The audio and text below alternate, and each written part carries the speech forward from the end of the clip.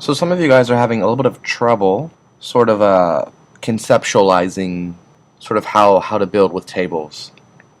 And so I have some screenshots here of current websites built just within the past couple years, if not completely current, and talking about how the website could be built with tables. And I'm not saying that these websites are built with tables because it's sort of an old method. We don't really use it very often anymore, but tables are still relevant today. We still use them inside of other things. But for a long time, it was the only way to build a very visually appealing website. And so you can build almost anything with a table, with a table-based layout. So without any further discussion in general about tables, I'm going to look at specifically a couple different designs and show you how you could break it up into tables, how you could rebuild it with tables. So this first website is very simple. We have a graphic here, we have their logo, we have links up top that you can click on, and we even have some little links down here. This is kind of some of their products, whereas down here it's kind of about contact, a little bit more about the information, or about the company itself, not so much about the products. So first thing, let's turn on our extra so you can see my rulers. This is kind of how I would break it up. So you'd have a basic table in the middle, however big that would be, maybe 1200 pixels, I don't know. But you have sort of this table in the middle here. And this table would have 4 big rows. So you have 3 rows of actual content, but you would want this top spacer up here just to keep it consistent because they intentionally don't have it all the way at the top. Or you could use a margin. You could change your body properties to have a top margin in there with a good amount of space. Either way, once you get to the actual content, you have 3 table rows. Now inside of these table rows, I would have just one TD tag, just one table data tag, because the distance, the spacing of each one of these columns differs, and it would probably be a nightmare to try to get them all to line up exactly the same and having to do the call spans and all that. So I would say 3 or 4 TR tags with just one TD tag in each one. Now if we add the next set, or this top TR TD tag would have a table inside of it. So you'd have a table with the TR tag and the TD tag, and you'd have another table inside of it like this. And I've colorized it to try to show you how you would probably do the columns, or at least the way that I think I would do the columns. And so you'd have a big graphic here for your logo.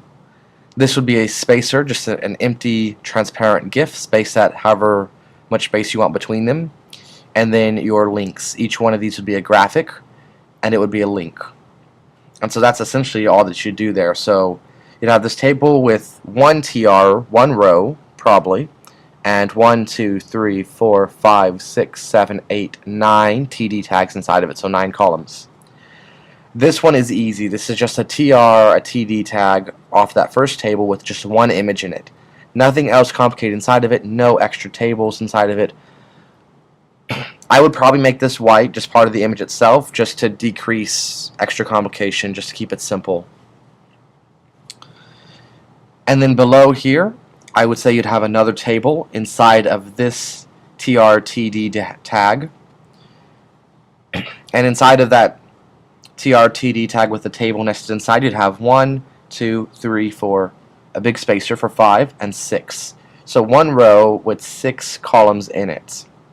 So you're looking at here a total of 3 tables. 1 big giant table, and then inside of it, 1 table inside of this table row, table data, just an image, and then your 3rd table inside of this table row, table data. Alright, so let's go ahead and look at our next one. So this is a pretty simple layout as well, pretty minimalistic. I'm going to go ahead and bring down my grids. So for this, this would just be real simple. You would just have a big table in the middle, and it would probably have 3 rows. So 1 row, 2 rows, 3 rows. Now this little thing down here, this stays there no matter where you move the page. So if you scroll up or you scroll down, this stays right there. So to me, what that says is that this is part of the background, and the properties are set to fixed. That's how I would do that. Now the tricky thing is, how do you make sure that it stays in the bottom right and isn't here or too far down? And that gets to some script later on that we haven't talked about yet.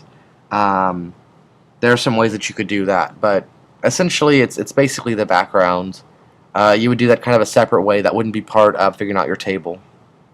You've got the center table here, and in the center table I would say you'd have 1 row, 2 rows, 3 rows. And so this would be its own table data, this would be its own table data, and this would be its own table data. And I would say probably just the 1 in each one once again, because then I would say you'd nest it. This I would say would just be a graphic on the left side. This is a little bit more complicated. I would say that this would be created by having another table inside of this row, inside of this table data tag, and that's where I would put these columns inside of a new table. This gets a little bit more complex. So I would say that this is once again a new table inside of this table row table data, because it doesn't match up with the columns above it. So inside of here you're going to have several rows. So let's say we have 4 rows. So table row, table row, table row, table row. And actually I guess you'd have more than that. You'd have 1, 2, 3, 4, 5, 6, 7, 8, because you've got spacers here. So 8 table rows, and then each one of them has columns in it, and they're all uniform. So that's pretty easy too, because you don't need to do any like special TD col spans or anything. You just start laying down the TD tags. So like 1 TD tag, spacer, another TD tag, so that's 3, a spacer TD tag, a 5th one, so that's 5, another spacer, so 5, 6, and then your 7th one. So something sort of like that. So 1, 2, 3, 4, 5, 6, 7 table data tags inside of each row. So 1 row, 2 row, 3 row, 4 row, 5 row, 6 rows, 7 row, 8 rows. Now you could make these their own separate rows also if you wanted to, which would then end up give you like 12 or something. But you get the idea. Starting to break it up into table rows and then columns inside of those. Next one. This one's pretty simple. Going back to one that's a little bit more simple. So if we show the extras, I would say this is just a table right here in the middle, just a center table, and in it I would say you have 3 rows. So 1 row, 2 rows, 3 rows. Now on this top one, I would say this would be a table inside of this row. You've got the left side here in a TD tag with just a graphic. And then on the right side, I would say you'd probably have a new table inside of this column, and inside of that table you'd have 3 rows, so 1 row, 2 rows, 3 rows, and in this middle one you might even have another table with 1 column spacer, 2 columns spacer, 3 columns, well I guess this is column 5 now, spacer, 7 columns, 8th for spacer, 9 columns, 10th for spacer, 11 columns. Or you could just have one big table here with 11 columns, and then this just has a TD col span 11 and a TD col span 11. Or you leave all of them empty and blank, it doesn't matter. But you get the idea. You're starting to nest tables inside of one another. This part down here is real simple. Boom, it's just one table.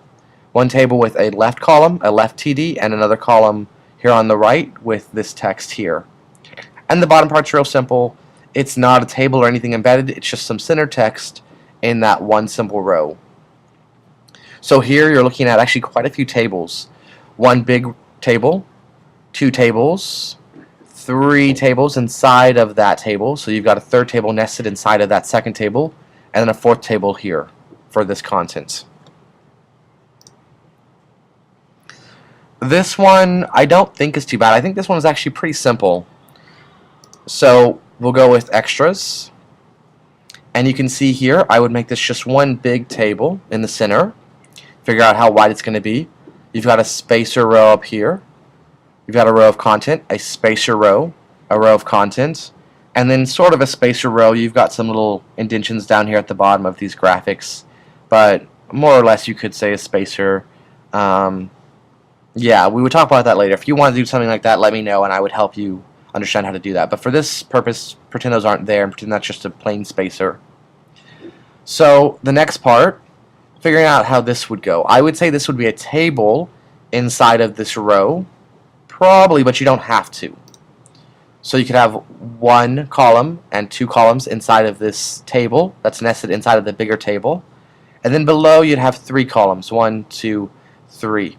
Now notice this line goes right up alongside that one, so they're basically the same exact line. So what you could do instead is you could say that, hey, I'm not going to actually do three tables here, 1, 1, 2, 3. I'm going to instead do like one big table, and it's going to have three columns, 1, 2, 3. And on this one, I'm just going to do a TD col span 2, so this takes up both. That would work too. So you'd essentially have this all the way up, and you would just merge the two of these into one column with a TD col span. Now you might say, well, how do you do this up here? And yeah, that is a little bit tricky. You might put a little like graphic there, or you might put it on a little table there. There's different ways that you could do that, and if you want to do something like that, let me know if you're having trouble and we could figure that out. This one is a little bit more complex, sort of, but it's really not that hard. It's just got lots of sort of layers, so you just kind of have to work on this one through seeing kind of each different table layer. And so I'm going to try to explain it, and hopefully you'll understand it. It's probably the most complex one, but even still, it's not hard to do, and that's what I want to show you. It's not that hard to do. So just think of it as sort of step by step. So our first extras, just a big table right in the middle with three big rows. Well, two little rows and one huge row. So a little row here, a little row here, and a big row here. On this top layer, I would just make a little table here to have these three things. So the help button, the store directory, and a spacer. And I would just align it to the right. You could put a spacer here if you wanted to and figure out how much that is, but you don't necessarily have to. Our second row here, this would be another table. And this would probably be, well, it could be two tables. It could be a table here with one column and a second column. And then you have another table inside of it to do this. Or you could have this to be like a TR row span 3. And then you have your 3 rows here. Either way is fine. Now it's also getting complex because you still need to figure out this stuff going on. So you'd have another table inside of this row. No matter how you do the other part, you'd still have another table built into this row. So we're looking at like this. So inside of this table, that's embedded inside of this row, that's embedded inside of this whole thing here, you would have one column, a spacer column, your third column, another spacer column, your fifth column, another spacer column, your seventh column, and finally another spacer column for the 8th column. This part down here actually isn't that complex. This part's actually fairly simple. You have your basic row, and inside of that basic row you have another table just sort of centered inside of it that's a little bit smaller. And so it looks sort of like this. And this background here is just the background from there, and so they just didn't choose a background color. It's just transparent from what's behind it.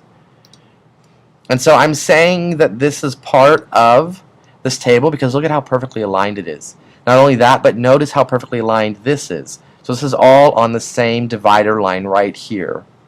So I'm saying that this is all part of just one table here. And right here, you have one column. And here you have another column. But on these columns, you've got multiple rows. So you've got 1 row, 2 rows, 3 rows, and each one has the same 1 column, 2 column, 1 column, 2 column, 1 column, 2 column. And you've got a graphic here. And this is probably a graphic, but it could be text. You've got an empty spacer here, and you've got some text.